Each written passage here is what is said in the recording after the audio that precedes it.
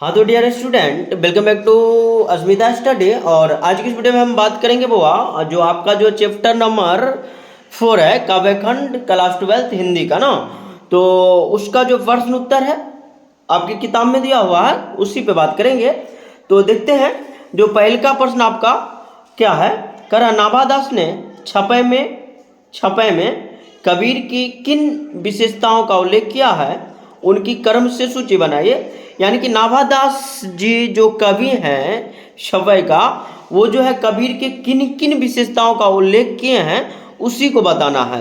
तो चलिए हम एकदम कर्म से जो है सूची बना के आपको बता रहे हैं, क्योंकि क्वेश्चन में भी यही पूछा है। करा नाभादास ने छपे में कबीर के निम्न विशेषताओं का उल्लेख किया है। ये तो आपका जो है लिखना ये जरूरी है, इतना बात तो ये लिखेंगे हम। उसके बाद देख लेते हैं निम्नलिखित विशेषता के बाद करा कबीर की मति अत्यंत गंभीर तथा अंतःकरण भक्ति रस से पूर्णतः। नाभादास जी कह रहे हैं कि कबीर की जो मति है, कबीर जी का जो मति है वो अत्यंत गंभीर है और अंतःकरण से भरा हुआ है, भक्ति रस से भरा हुआ है। ठीक है। 2 नंबर में कह रहे हैं कबीर दास के बारे में नाभादास जी, कबीर हिंदू मुस्लिम दोनों को ही प्रमाण तथा सिद्धांत का उद्देश्य देते हैं। और कबीर जो है हिंदू हो मुस्लिम हो दोनों को जो है सिद्धांत का उपदेश दे रहे हैं। और 3 नंबर में कह रहा है कबीर जाति पाति के कट्टर विरोधी थी। जो कबीर जो थे वो जाति पाति और जो धर्म होता है इस सब का कट्टर विरोधी थे बुआ। ठीक है। आगे देखते हैं 4 नंबर में कबीर के अनुसार सच्चे हृदय से भजन के बिना तप योग दान सब बेकार है। यानी कि कबीर का मानना ये है जो सच्चा हृदय के बिना, सच्चे हृदय से, ठीक है, जब तक हम भजन नहीं करेंगे और तप नहीं करेंगे योग नहीं करेंगे तब तक ये सब चीज़ क्या है, बेकार है ना। चले 5 नंबर देख लेते हैं। भगवत भक्ति के अलावा जितने भी धर्म है कबीर के अनुसार सब अधर्म है। सिंपल सा बात है। यानी कि भगवत भक्ति के अलावा जो भी धर्म है, जो भी हम धर्म मानते हैं, पूजा पाठ करते हैं, वो सब क्या है, बेकार है। कबीर की नज़र में भगवत भक्ति ही सर्वश्रेष्ठ है। और कबीर कहते हैं जो भगवत भक्ति के अलावा सब जो है बेकार है। यानी कि कबीर की नज़र में भगवत भक्ति जो है सर्वश्रेष्ठ है। इसका स्क्रीनशॉट आप लोग ले लीजिए। आगे हम 2 नंबर का आंसर जो है आपको बताने वाले हैं। तो चलिए इधर 2 नंबर का क्वेश्चन हम ले लिए हैं, तो देख लेते हैं। कह रहा है मुख देखी नाही भनी का क्या अर्थ है। सिंपल सा बात है, मुख देखी नाही भनी का क्या अर्थ है, कबीर पर यह कैसे लागू होता है। ठीक है। तो देख लेते हैं। कबीर नाभादास कबीर के अक्षर व्यक्तित्व पर प्रकाश डालते हुए कहते हैं, यानी कि कबीर नाभादास जो है, इसमें कबीर जो नाभादास है वो कह रहे हैं जो कबीर के अक्षर व्यक्तित्व पर प्रकाश डालते हैं। ठीक है। और प्रकाश डालते हुए क्या कर रहे हैं इसे देखिए कि वे ऐसे चेतना संपन्न कवि है जिन्होंने कभी मुंह देखी बात नहीं की। यानी कि कबीर जो है ऐसे चेतना संपन्न कवि थे जो कभी मुंह देखी बात नहीं की, सच को सच और झूठ के झूठ जो है मुंह पर बोलते थे। सच को सच कहने में उन्होंने कभी किसी तनिक भी परवाह नहीं की। राज सत्ता हो या समाज की जनता, पंडित हो अथवा मुल्ला मौलवी, सबकी बखिया उधेड़ने में उन्होंने तनिक भी कटौती नहीं बरती। ठीक है। यानी कि यहाँ पर आप लोग देख रहे होंगे हम लिखे हैं, थोड़ा स्पीड में बोल देते हैं तो उसका ध्यान रखिएगा आप। तो देखिए होता क्या है, जो कबीर जी हैं वो राजा हो या बड़े बड़े समाज के पंडित हो, मुल्ला हो या मौलवी हो, किसी को जो है छोड़ते नहीं है, सबके जो है बखिया उधेड़ देते हैं। ऐसा किसका मानना है, नाभादास जी का। ठीक है। सबका जो है बराबर का हिसाब करते हैं। उन्होंने हमेशा से ही लोक मंगल की बात की है। और कबीर के हिसाब से जो धर्म है जाति है वो सब कोई मायने रखता नहीं है, लोगों का कल्याण हो, हम जो काम कर रहे हैं उससे लोगों का कल्याण हो, कबीर का मानना यही है। तो ये था आपका क्वेश्चन नंबर 2 का आंसर। इसका स्क्रीनशॉट आप लोग ले लीजिए। और आगे हम 3 नंबर जो है बता रहे हैं। ठीक है। तो 3 नंबर हम देख लेते हैं। तो देखिए इधर 3 का क्वेश्चन जो हम ले लिए हैं, इधर है आपका 3 नंबर का। करा सूर के काव्य की किन विशेषताओं का उल्लेख कवि ने किया है। यानी कि सूर का जो काव्य है उनकी किन विशेषताओं का उल्लेख जो है कवि नाभादास जी जो है किए हैं। करा कवि नाभादास जी ने अपने छापे में सूर के काव्य की निम्नलिखित विशेषताओं का उल्लेख किया है। ये फॉर्मेलिटी है, ये लिखना जरूरी है। चलिए देख लेते हैं। सूरदास ने अपने दिव्य दृष्टि से भगवान कृष्ण के जन्म कर्म गुण तथा रूप आदि को देखकर अपनी रचना से उसे प्रकाशित किया है। सिंपल सा बात है। सूरदास जी जो है सूरदास जो कवि हैं, ठीक है यानी कि नाभादास जी जो कवि हैं उस सूरदास के दिव्य दृष्टि का जो है वर्णन करते हुए कह रहे हैं, जो इस सूरदास जो है कृष्ण के जन्म, कर्म, गुण, रूप आदि को देखकर अपनी रचना को जो है प्रकाशित करता है। ठीक है, आगे कर रहे हैं, उनके काव्य में नवीन युक्तियों, चमत्कार, चतुराई, अनूठे अनुप्रास तथा वर्णों की अर्थार्थ की उपस्थिति दर्शनीय है। यानी कि कवि नाभादास जी कह रहे हैं जो सूरदास का जो काव्य है, ठीक है, जो सूरदास का जो काव्य है उसमें जो है नवीन युक्तियाँ, चमत्कार, चतुराई, ठीक है, इस सब का जो है अनूठा रूप दिखाई देता है, अनूठा वर्ण इसका दिखाई देता है। ठीक है, आगे देख लेते हैं, कवित्व के प्रारंभ में अंत तक सुंदर प्रवाह दिखाई देता है। ठीक है, यानी कि कवित्व कह रहे हैं, जो कह रहे हैं नाभादास जी कह रहे हैं सूरदास के बारे में, जो उनका जो कवित्व है उनमें, उसमें जो है जो कवित्व है उसमें जो है शुरू से लेके अंत तक एक ऐसा प्रवाह दिखाई दे रहा है जैसे मान लीजिए जो मन को क्या करेगा, मोह लेगा, यानी कि अत्यंत सुंदर प्रवाह देखने को मिल सकता है हमको। 4 नंबर है इसका, सुर के कवित्व को सुनकर लोग प्रशंसापूर्वक अपना सिर हिलाने लगते हैं। और सुर का जो कवित्व है, जो सूरदास जी का जो कवित्व है उसको देख के लोग जो है एकदम उसका प्रशंसा तो करेंगे ही और अपना सिर भी जो है हिलाने लगते हैं, वाह क्या बात है। ठीक है, ऐसे देखो तुकों का अद्भुत अर्थ प्रकट हुआ है और सूरदास के काव्य में जो है कहीं ना कहीं आपका जो है जो तुक होता है उसका अद्भुत अर्थ आपको मिल जाएगा। ठीक है, तो ये था आपका 3 नंबर का आंसर, इसका स्क्रीनशॉट आप लोग ले लीजिए। आगे हम 4 जो है आपको बता रहे हैं तुरंत। ठीक है, आप लोग वीडियो में बने रहिएगा। ठीक है, चूँकि यहाँ पर हम एक एक प्रश्न का जो है आंसर जो है आपको बताने वाले हैं। 4 का है अर्थ स्पष्ट करना है। ठीक है, क्या करना है, अर्थ स्पष्ट करना है। कह सूर के कवित्व सुनी सूर के कवित्व सुनी कौन कवि जो ना ही सिर चालन करे। सिर चालन के मतलब क्या होता है सो देख लेते हैं।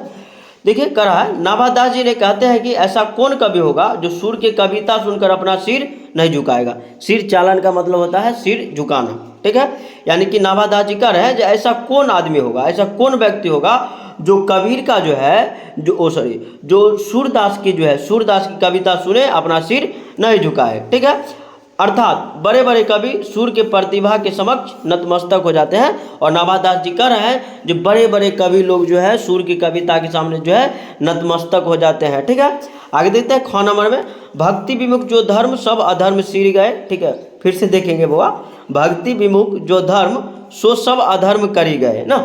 देख लेते हैं इस पंक्ति के माध्यम से जो है नाभादास जी क्या कहना चाह रहे हैं। कवि नाभादास जी कबीर की वाणी के संदर्भ में कहते हैं कि जो मनुष्य भक्ति से विमुख है। ठीक है, यानी कि कवि नाभादास जी कह रहे हैं जो कबीर की वाणी में जो संदर्भ कहते हैं जो मनुष्य भक्ति से विमुख है, यानी कि कबीर कह रहे हैं जो मनुष्य भक्ति से विमुख है, ब्रह्मचार्य, पाखंड, घृणा आदि से ग्रस्त हैं, वह धर्म के नहीं बल्कि अधर्म के मार्ग पर है। बात समझ में आ रहा ना, यानी कि सिंपल सा बात यहाँ पर कबीर के बारे में नाभादास जी कह रहे हैं। जो हमारे कबीर जी कहते हैं जो व्यक्ति भक्ति से विमुख है, यानी कि जो व्यक्ति भक्ति नहीं करता है वो बहुत बड़का पाखंडी है।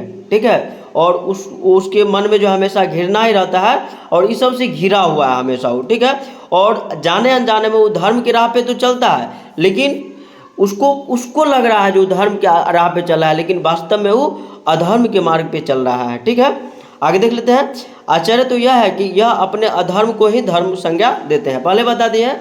यानी कि कबीरदास जी कर है, आश्चर्य ये बात की है जो अधर्म के मार्ग पे तो चल रहा है लेकिन उसी को लग रहा है कि जो हम अधर्म के मार्ग पे चल रहे हैं। ठीक है, वे धर्म के अर्थ को आत्मसात किए बिना अधर्म की धर्म को नाम से उच्चारते रहते हैं। यानी कि फिर से कह रहे हैं जो व्यक्ति कह रहे हैं जो पाखंडी व्यक्ति है, जो घृणित स्वभाव के व्यक्ति है, ठीक है, उनके बारे में कह रहे हैं जो वो अधर्म तो कर रहे हैं। ठीक है, और चल रहे हैं अधर्म के राह पे, लेकिन गुण गा रहे हैं जो हम धर्म करते हैं, चारों तरफ उतारते रहते हैं जो हम धर्म के काम कर रहे हैं। ठीक है, चलिए तो ये था आपका 4 का क और 4 का ख। इसका स्क्रीनशॉट आप लोग ले लीजिए।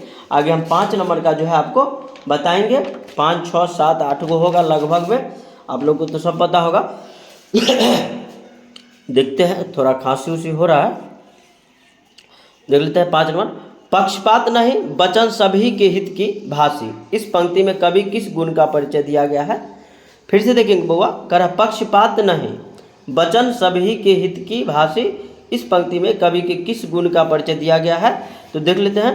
उपयुक्त पंक्ति में दर्शाया गया है कि कबीर की दृष्टि में हिंदू मुसलमान आर्य अनार्य में कोई भेदभाव नहीं है।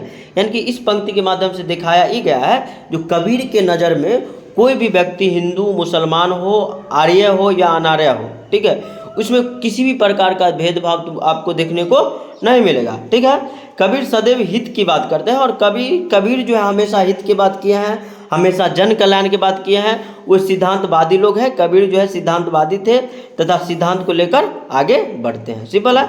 चलिए आगे देखते हैं 6 नंबर, कविता में तुक का क्या महत्व है, इन छपायों के संदर्भ में स्पष्ट करें।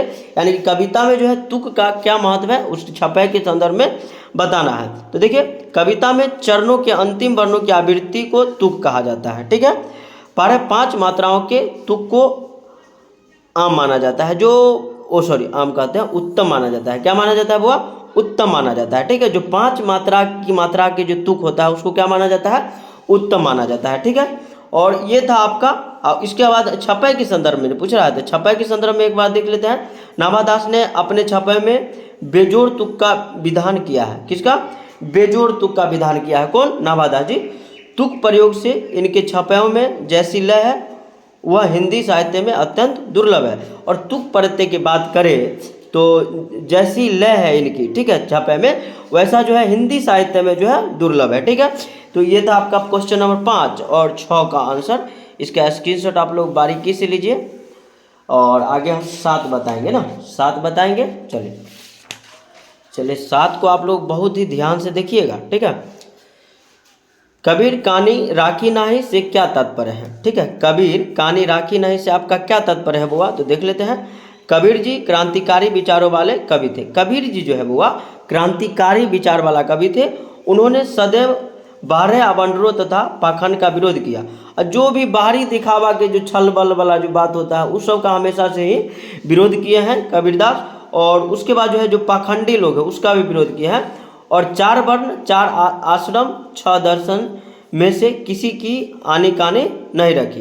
यानी कि 4 वर्ण है, 4 आश्रम है और 6 दर्शन है, इसमें से वो किसी को मानते नहीं है। ठीक है, किसी का आनाकानी नहीं चलने दिया, अर्थात उन्होंने किसी को भी महत्व नहीं दिया। ये सब किसी को नहीं माने। ठीक है, यानी कि 4 गो वर्ण है, 6 गो दर्शन है, 4 गो आश्रम है, किसी को जो है चलने नहीं दिए। वो कहते हैं हम इस सब का ज़्यादा महत्व देते नहीं है। तो ये 7 का आंसर छोटा सा है, आप लोग देख लीजिए। आगे हम 8 जो है बता रहे हैं। ये आपके इस चैप्टर का जो है अंतिम प्रश्न है।